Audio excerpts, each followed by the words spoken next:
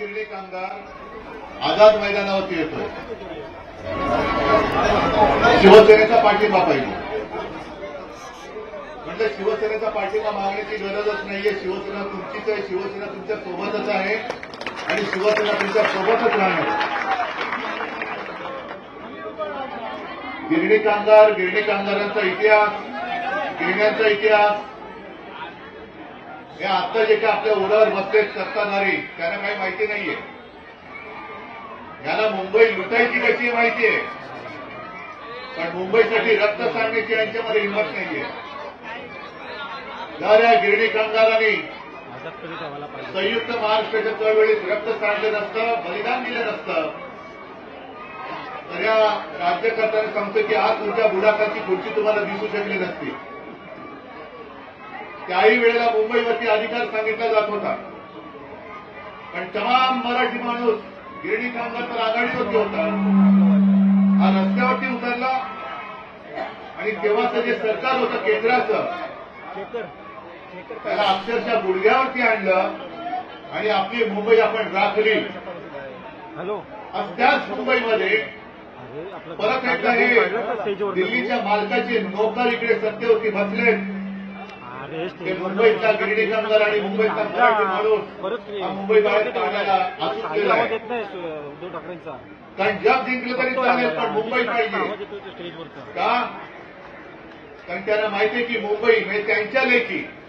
आपण आपल्या मुंबईला मुंबा देवीच्या नावावरून मुंबई म्हणतो, मुंबा आई. पण या सत्ताधारी म्हणजे जे दोन व्यापारी तिकडे बसलेत त्यांच्यासाठी मुंबई म्हणजे सोन्याचा अंड देणारी कोंबडी आहे. ती कोंबडी कापायला निघाले. एकदा का मुंबईचा गळा घोटला की सगळं काही मोकळं झालं. आणि म्हणूनच मराठी माणसामध्ये आग लावायची, मराठी अमराठी हा भेद करायचा आणि भेदाभेद करून आपल्या पोळ्या भाजायचा हा त्यांचा एक जो डाव आहे. या जयंतराव पण वेळेवरती आले. मी मराठी माणसाच्या एकजुटीबद्दलच बोलत होतो आणि तुम्ही आलात. आम्ही तर आलेलोच आहोत.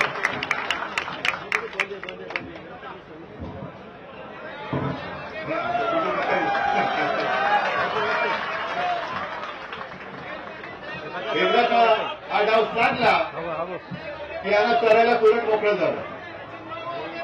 आणि एका बाजूला आपण जो लढा लढतो आहोत आणि तो म्हणजे धारावीचा लढा. आता बाळा तुम्ही बरोबर सांगितलं. हा विषय मी 1-2 वर्षापूर्वी मांडला होता.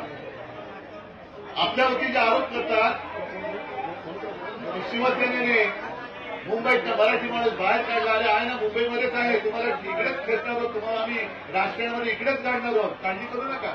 या राज्यकर्त्यांना मी बोलतोय, मराठी माणूस हे पण केलाय.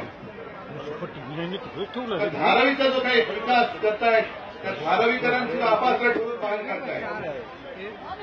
म्हणजे तुम्ही विचार करा, आजपर्यंत धारावीकडे कोणाकडे लक्ष नव्हतं. जसं तुमच्याकडे तुम्ही अडगडीत पडला तसे धारावीकर त्यावेळेला अडगडीत होते. आता धारावीसाठी धारावी कोणाच्या घरात घातले? अदानी. आणि 500 एकर धारावीसाठी जवळपास 1600 एकर मुंबईची जागा ही पुनर्विकासासाठी म्हणून धारावी ही आणि मुंबईची जागा ही अदानीच्या बचत करते. Deonar dumping ground Adani, Kurla mother dairy Adani, मिठागराची जागा जी आपण आपल्या मेट्रोसाठी मागत होतो ती सुद्धा अदानीच्या घशामध्ये. आज गिरणी संपाला किती वर्ष झाली कोणाच्या लक्षात सुद्धा नाही. गिरणी कामगारांची 2री-3री पिढी आहे. कोणाचे आजोबा होते, कोणाचे वडील कामगार होते. त्या काळामध्ये सुरू झाला. गिरणी कामगारांनी उद्ध्वस्त केलं. जे काय ते वंतड ठरलं होतं त्याच्यावरती बोळा फिरवून टाकला. सगळ्या त्या जमिनी या गिरणी मालकाच्या घरामध्ये टाकून तिकडे कामगारांच्या उरावरती टॉवर उभे केले गेले. म्हणजे मूळ मुंबई जी होती सोन्यासारखी मुंबई ती जागा गिरणी मालकाच्या घशात टाकली. आणि तुम्ही गिरणी कामगारांना ज्यांनी मुंबई मिळवून दिली त्यांना तुम्ही मुंबई बाहेर शेलू आणि वांगणीला. आमची ठाम मागणी आहे की तमाम गिरणी कामगारांना धारावीमध्ये कुर्ला मदर डेअरी आहे या इथे त्यांना हक्काची गरज द्या आणि अदानीचे टॉवर हे शेलू आणि वांगणीला बांधा.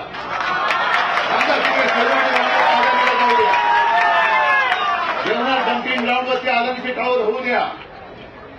पण माझ्या हक्काच्या मुंबईकरांची जी मुंबई आहे त्या मुंबईकराला आणि गिरणी कामगाराला धारावीमध्ये केवळ गिरणी कामगारालाच नव्हे तर आमचे पोलीस कर्मचारी आहेत.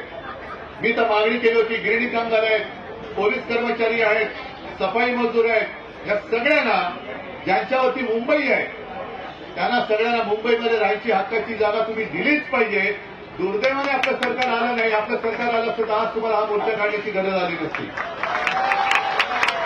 पण काही वेळा आपल्या डोळ्यावरती पट्टे बांधले जातात, फोडाफोडी केली जाते. झालं ना आता गेल्या शनिवारी तुमच्या सगळ्यांच्या जे मनामध्ये होते, आम्ही दोघं भाऊ आलो नाही एकत्र, कशासाठी आलो? आम्ही पण आमच्या राजकीय पोळ्या भाजत बसलो असतो. म्हणून एकदा नाही. प्रबोधनकारांचा नातू, दोघेही आम्ही प्रबोधनकारांचे नातू.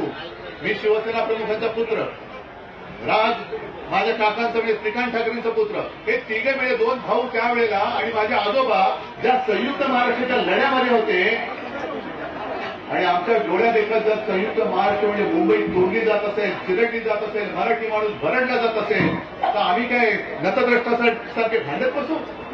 आम्ही मिटवून टाकली भांडणं आणि आता उभे राहिलोय. जो महाराष्ट्राच्या आणि मराठी माणसाच्या मुळावर येईल त्याला मुळासकट उघडून टाकण्यासाठी आम्ही एकत्र आलेलो आहे. त्याच्यामुळे तुम्ही अजिबात धीर सोडू नका, अजिबात हिंमत हरवू नका. शेलू आणि वांगडीला अदानीला पाठवायचं आणि धारावीमध्ये माझ्या गिरणी कामगाराला आलाच पाहिजे हे आपलं नारायण पुढे येतं. अधिवेशन सुरू आहे. भास्करराव आले, सगळे आपले आमदार पण आहेत, अजय चौधरी आहेत, मनोज जामसुरकर तिकडे, महेश आहे, अरुण खान बसले, अनेक आमदार आहेत, अरविंद सावंत इकडे खासदार बसले, जयंतराव आहेत, जितेंद्रराव आहेत. हे सगळेजण या अधिवेशनामध्ये या गिरणी कामगारांसाठी पलीकडे शिक्षक बसले. त्या शिक्षकांचा आवाज आपल्याला बुलंद करायला पाहिजे.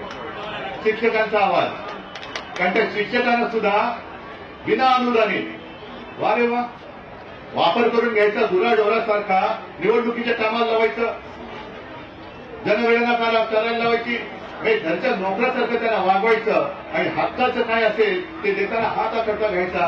हे हात आता आपल्याला उचलून फेकावं लागतील हे राज्यकर्त्यांचे हात. आणि म्हणून तुम्ही सगळेजण एकवटले आहात. मराठी माणूस आता परत एकदा जसा संयुक्त महाराष्ट्राच्या वेळेला एकवटला होता तसा महाराष्ट्रातला तमाम मराठी माणूस आता एकवटला पाहिजे. जोपर्यंत मराठी माणूस एकवटत नाही तोपर्यंत आपल्याला न्याय मिळणार नाही. आपण सगळे एक आलेलो आहोत की एकजुटीची वजनूक अशीच कायम ठेवा. तुम्हाला न्याय मिळून गेल्याशिवाय राहणार नाही हे एवढंच एक वचन देतो आणि आपली रजा घेतो. जय हिंद, जय महाराष्ट्र.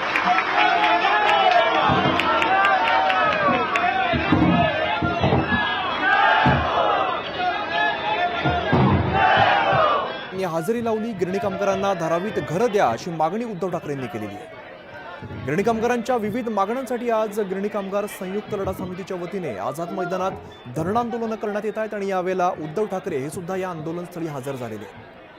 गिरणी कामगारांना मुंबईमध्ये परवडणाऱ्या दरात घरं देण्यासंदर्भातल्या योजनेत आतापर्यंत 25,000 गिरणी कामगारांना घर देण्यात आली.